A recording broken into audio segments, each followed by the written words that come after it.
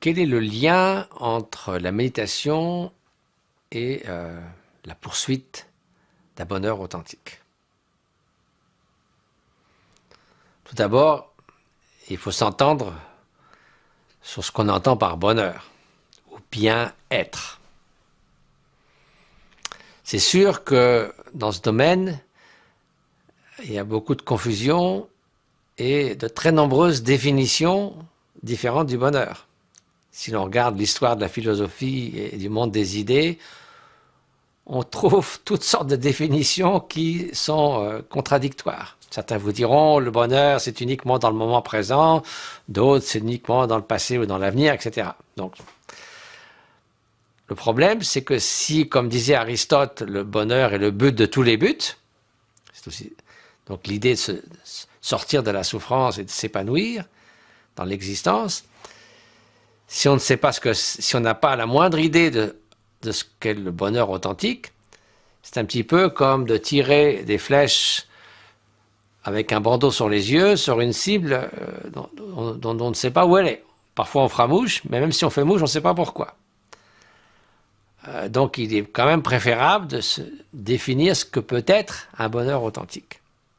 Alors déjà, ne pas le confondre avec d'autres états mentaux, qui sont tout à fait respectables, mais qui ne sont pas exactement le bien-être.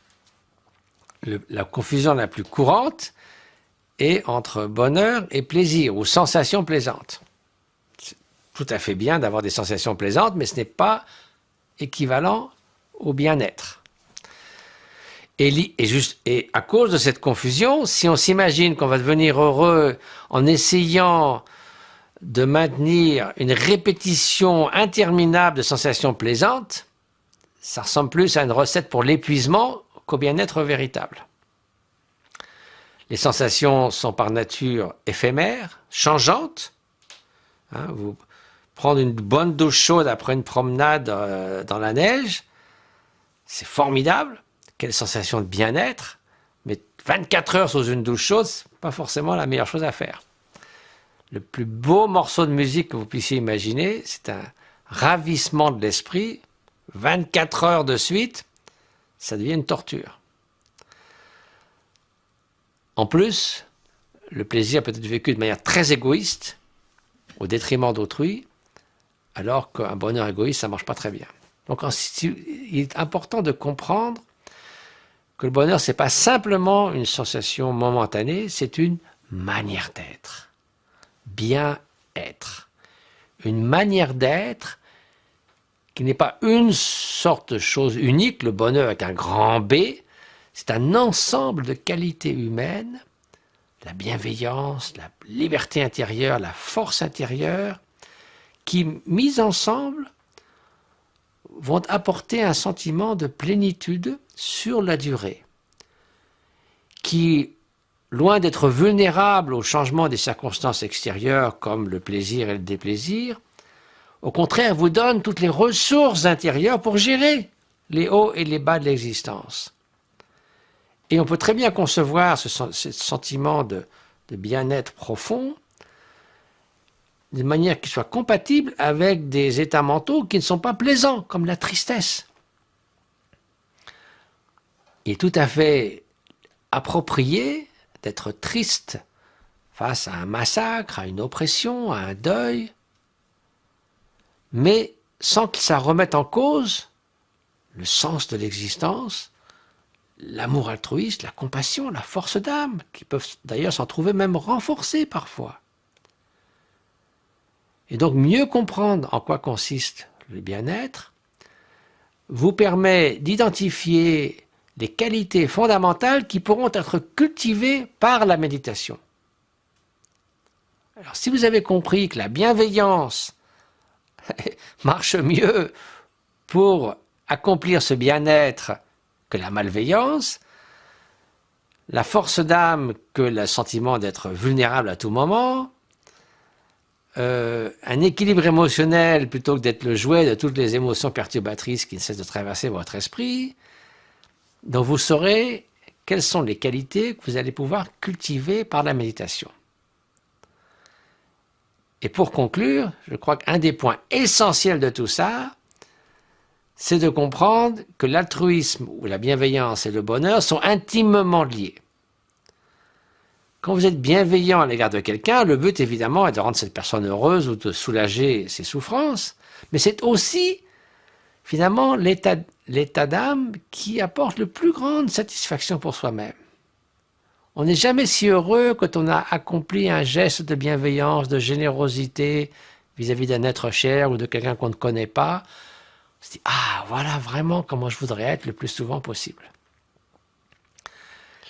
Les neuroscientifiques vous diront que les méditants qui s'engagent dans la méditation sur l'amour altruiste activent les aires du cerveau qui sont connectées avec les émotions positives, sentiment de gratification profonde, sentiment d'appartenance, autant d'aires du cerveau liées au sentiment de bien-être.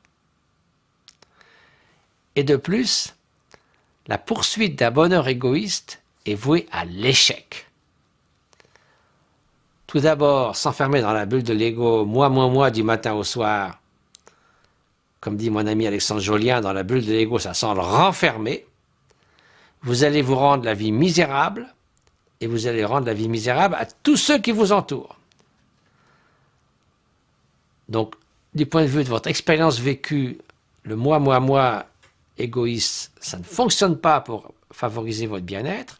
Et en plus, ça ne marche pas pour une raison très simple, c'est que cette séparation si forte entre soi et autrui, c'est-à-dire quand on instrumentalise autrui qui devient soit un instrument de notre bien-être ou une menace vis-à-vis de ce bien-être, donc le monde entier peut surgir en ennemi, c'est une perception de la réalité qui est en porte-à-faux avec la réalité. Nous ne sommes pas des entités autonomes isolées. L'idée qu'on pourrait construire notre petit bonheur dans une bulle de l'égocentrisme, en se disant c'est plus facile d'accomplir ce but, je ne suis pas contre le bonheur des autres, mais ce n'est pas mon affaire, ça ne fonctionne pas parce que nous ne sommes pas des entités séparées. Nous sommes fondamentalement interdépendants. Notre bonheur et notre souffrance s'accomplit au travers et avec autrui. Nous sommes indissociables de ceux qui nous entourent.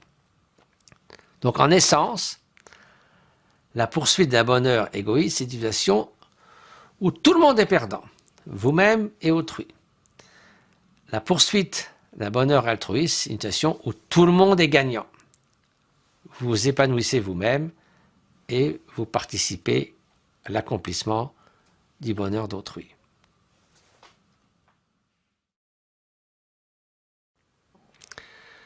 Alors, pourquoi méditer?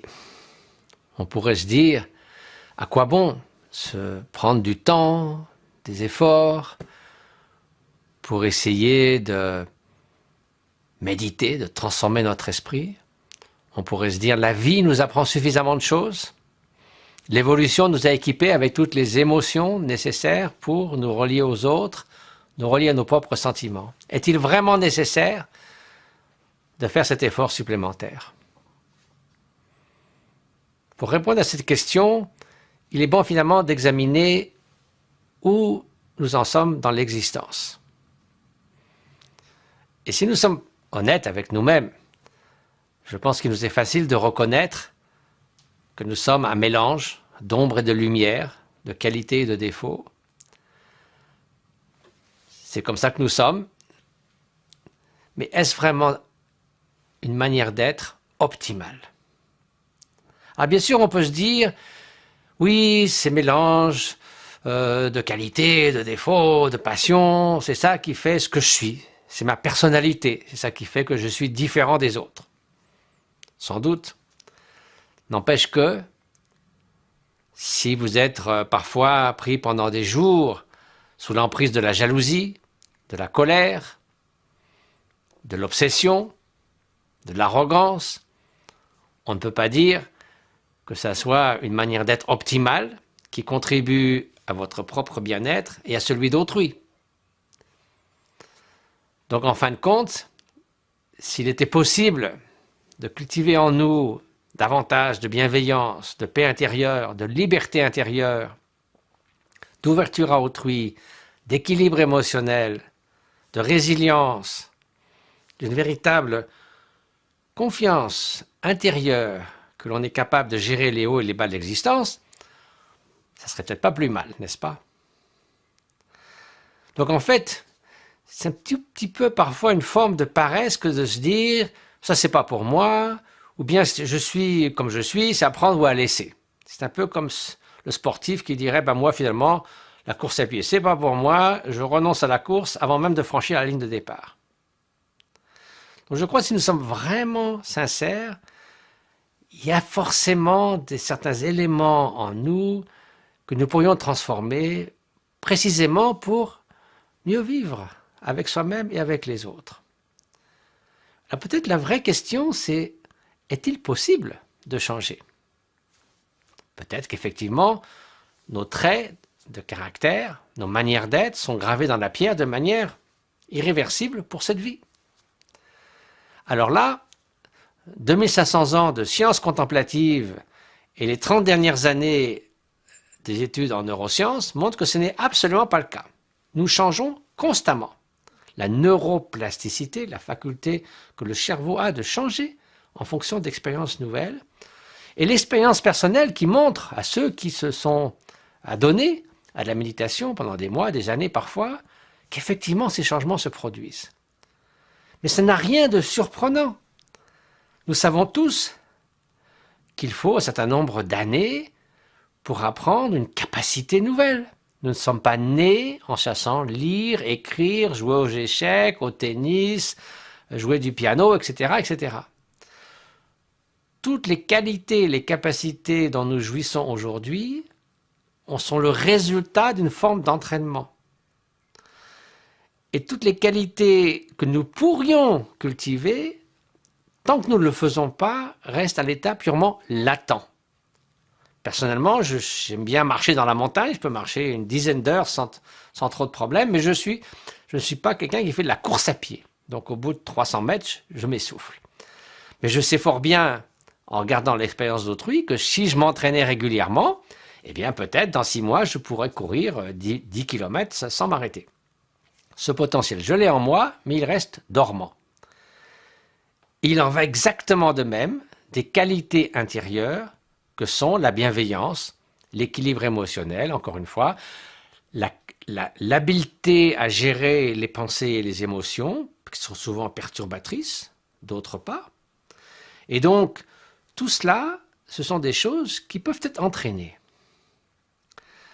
Donc en vérité, si l'on voit au vu de notre expérience personnelle dans l'existence, on voit bien que finalement, tout ce que nous avons fait résulte d'un entraînement. Alors, par quel mystère est-ce que les qualités humaines fondamentales qui font de nous un bon être humain échapperaient à cette règle et que nous serions au top du top dès le point de départ? Ça n'a guère de sens.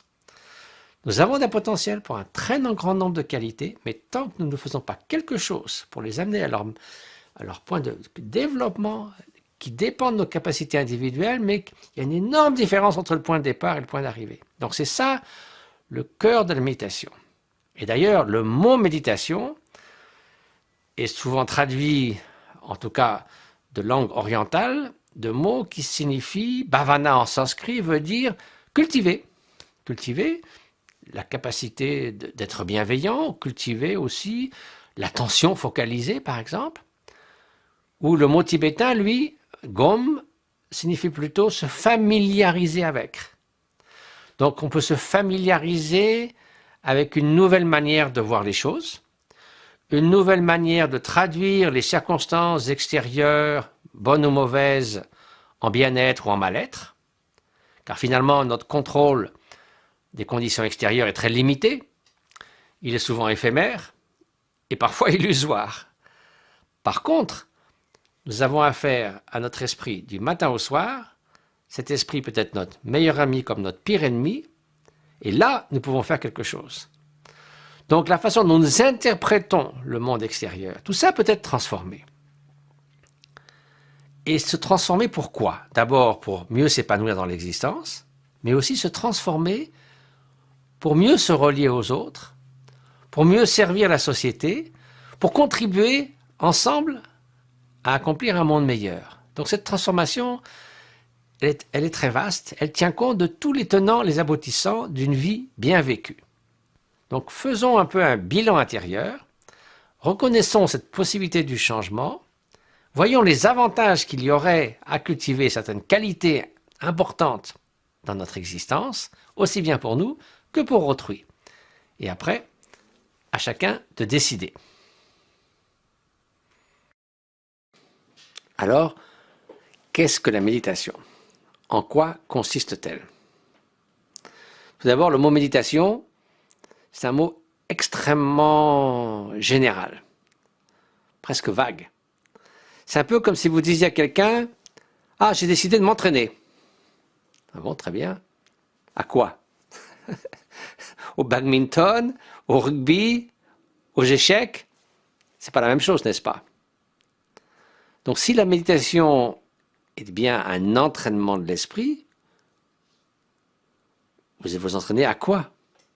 À l'attention focalisée, à l'amour altruiste, à une sorte de présence ouverte extrêmement vaste dans lequel les pensées vont surgir et se libérer à mesure qu'elles surviennent. Vous voyez, c'est tout à fait différent. Allez-vous cultiver un antidote à la colère ou à la malveillance, ou au désir obsédant? Autant d'approches différentes. Et d'ailleurs, les spécialistes de neurosciences vous diront que pour chaque type de méditation différente, il y a une signature différente dans le cerveau, c'est-à-dire que ce seront des réseaux neuronaux différents pour chaque type de méditation. Aussi, se familiariser avec, un autre sens de la méditation, avec quoi allez-vous vous familiariser? Ça peut être avec une nouvelle manière de traduire ces circonstances extérieures en bien-être ou en mal-être, un processus absolument essentiel. Ça peut être aussi se familiariser avec la nature profonde de notre esprit, c'est-à-dire cette conscience éveillée qui est toujours présente derrière le rideau des pensées, des émotions, des réminiscences, de l'anticipation de l'avenir, cette faculté première de connaître. Ça, c'est quelque chose avec lequel on peut se familiariser. Donc vous voyez, la méditation, c'est un terme générique, extrêmement vaste, qui recouvre un ensemble de processus d'entraînement de notre esprit, de meilleure compréhension de notre esprit et une familiarisation avec une nouvelle manière d'être. Donc, un vaste programme. Alors, ce que la méditation n'est pas. C'est vrai qu'il y a beaucoup de clichés liés à la méditation. L'un des premiers, c'est la méditation, c'est faire le vide et relaxer. Je ne sais pas si vous avez essayé déjà de faire le vide, mais ça ne va pas durer longtemps. Les pensées surgissent. Il est impossible d'empêcher ce processus. Comment les bloquer? Une fois qu'elles sont là, vous ne pouvez rien faire, elles sont déjà là. C'est un peu comme si d'essayer, vous avez dans une prairie une source d'eau qui sort de la prairie avec puissance, et vous essayez de mettre le pied dessus, une planche dessus, un caillou dessus, c'est peine perdue. Donc le problème, ce n'est pas que les pensées vont surgir, c'est qu'est-ce qu'elles deviennent ensuite. Une petite pensée qui surgit comme une étincelle. Si elle se dissipe dans l'espace, c'est pas grave. Si un oiseau passe dans le ciel sans laisser de traces, pas de problème. Le problème, c'est quand il y a une prolifération des pensées. Vous vous dites, soudainement, la pensée survient. Ah, pourquoi est-ce qu'on m'a dit ça?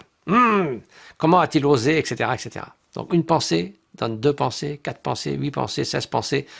Le ciel de votre esprit rempli d'oiseaux qui volent dans tous les sens. Vous êtes complètement absorbé dans cette prolifération invraisemblable de pensées. Et 10 minutes après, vous apercevez, vous avez été totalement distrait. Donc c'est ça le problème, c'est qu'est-ce qu'il advient des pensées. Si vous pouvez défaire les pensées à mesure qu'elles surviennent, ce n'est pas un problème. Donc l'idée de faire le vide, ça n'a pas beaucoup de sens. Bien sûr, il faut calmer l'esprit.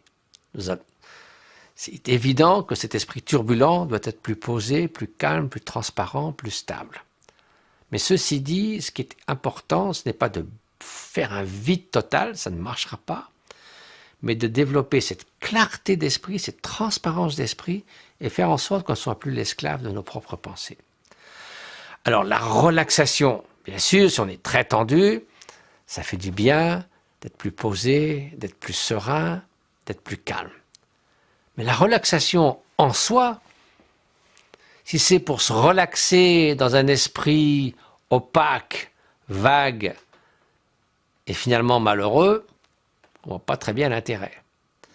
Donc un esprit plus calme, oui, mais simplement se relaxer, à ce moment-là, il vaut mieux aller, je ne sais pas, se faire bronzer sur une plage ou dans un spa. J'ai rien contre, mais simplement, ce n'est pas de la méditation. Ce n'est pas quelque chose qui va transformer votre esprit. C'est une sorte d'oasis, de tranquillité momentanée dans votre existence. Donc voilà, c'est bien plus que simplement faire le vide et se relaxer. Un autre cliché, c'est finalement la méditation, c'est assez égoïste. Vous vous isolez pendant une demi-heure chaque jour. Parfois, vous allez faire une retraite pendant des périodes beaucoup plus longues. Vous vous occupez que de vous-même. Et puis, vous feriez mieux d'être au service de la société. Déjà, si vous faites beaucoup de bien autour de vous, continuez surtout. Mais ça part aussi d'une mauvaise compréhension des choses. Prenez l'exemple de quelqu'un qui veut soigner les gens de diverses maladies. Un chirurgien, par exemple. Il peut se dire, il faut opérer tout le temps dans l'urgence. On opère dans la rue, on fait un champ opératoire en plein milieu d'une ville. Oui, s'il y a une urgence.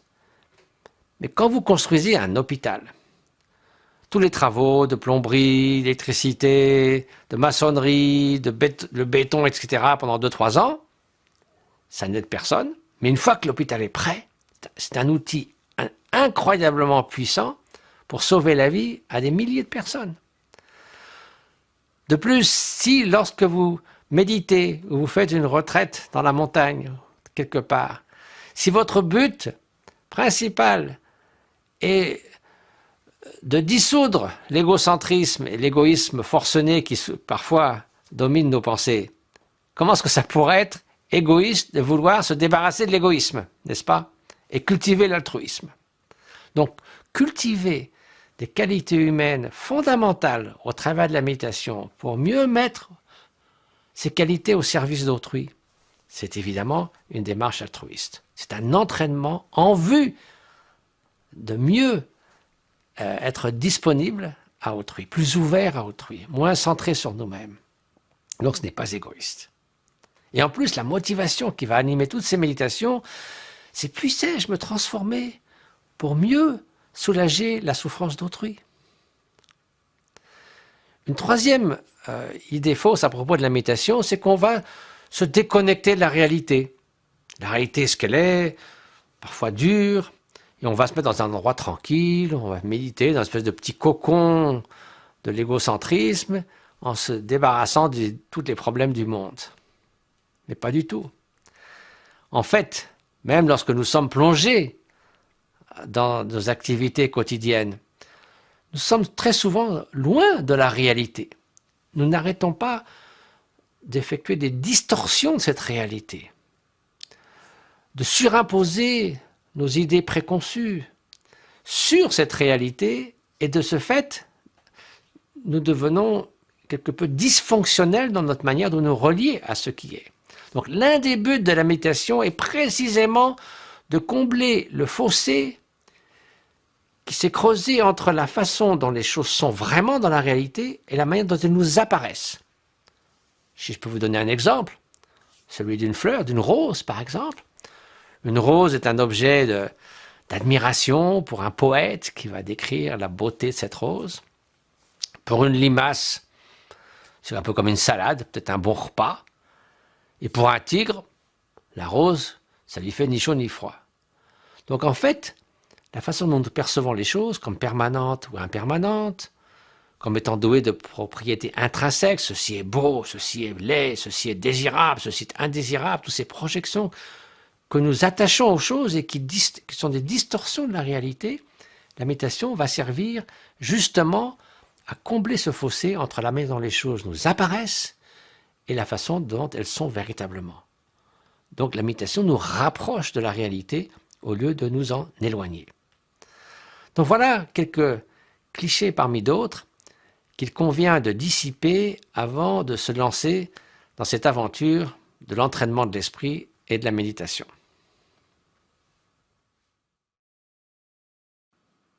Donc maintenant, comment méditer?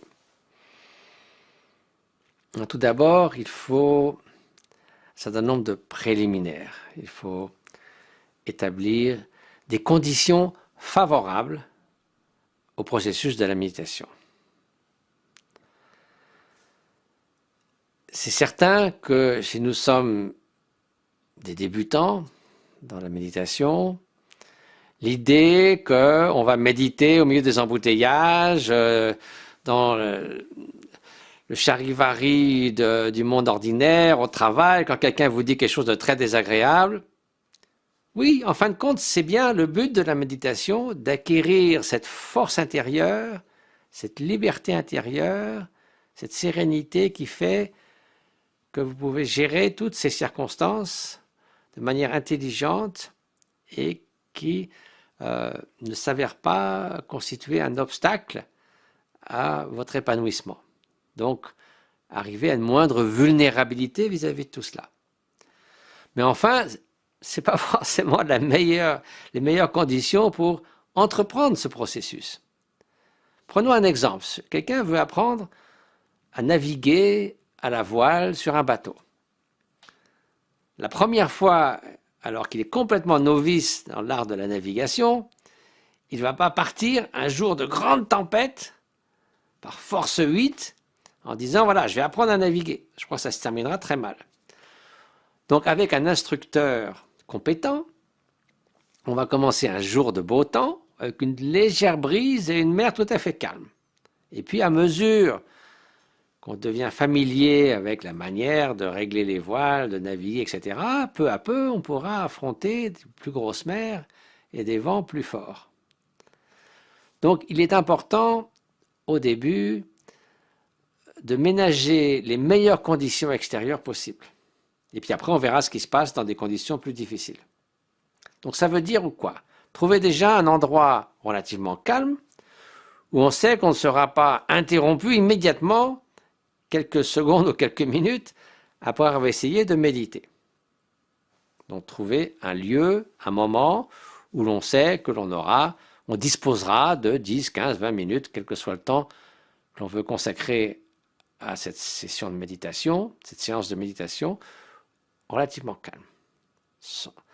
Ensuite, il est bien d'adopter une posture physique appropriée. Alors pourquoi? Il n'y a rien de magique à s'asseoir en lotus, sous un manguier, avec des fumées d'encens. Ce n'est pas ça qui va vous aider à méditer. Mais malgré tout, la posture physique a une influence.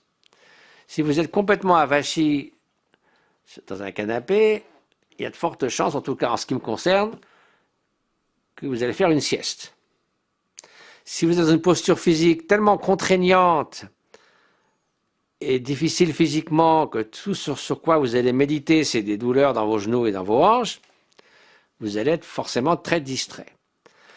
Donc il est bon d'adopter une posture équilibrée.